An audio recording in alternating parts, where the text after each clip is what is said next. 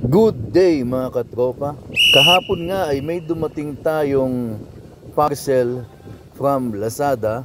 Bali ito yung in-order ko na dried Tubifex worms. Wow! Dahil marami tayo ngayong pinapalaking mga fry, ay nagmi-mix ako ng feeding sa kanila. Pinapakain ko sila ngayon ng PO2 pellets, kitikiti, Daphnia, BBS na live, decapsulated BBS, at ito naman ngayon yung mga dried Tubifex worms.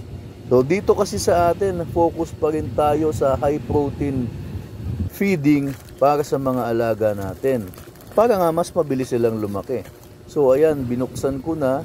Yung pagkakapackage nila is napakaayos at napaka-safe. Nakabubble wrap pa talaga yan, with matching some words of wisdom, para mas ma-inspired tayo na magpatuloy sa ating hobby. So ito nga po palang mga dried Tubifex worms na ito ay na-order ko kay Greensec Nature Foods.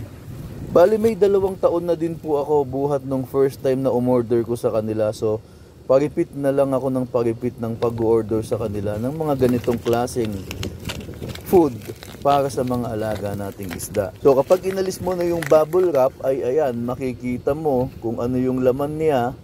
Meron siyang parang maliit na sample dried Daphnia. So bukod dito sa ibang mga feeds, ay meron din silang dried Daphnia na cultured nila na ibinibenta din.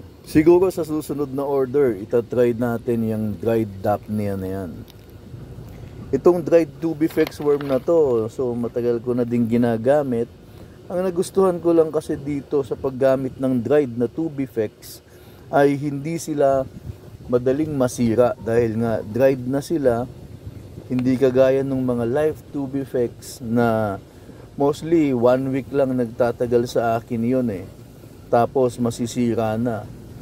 Kaya naman dapat before 1 week maipakain ko na siya sa mga alagang isda eh.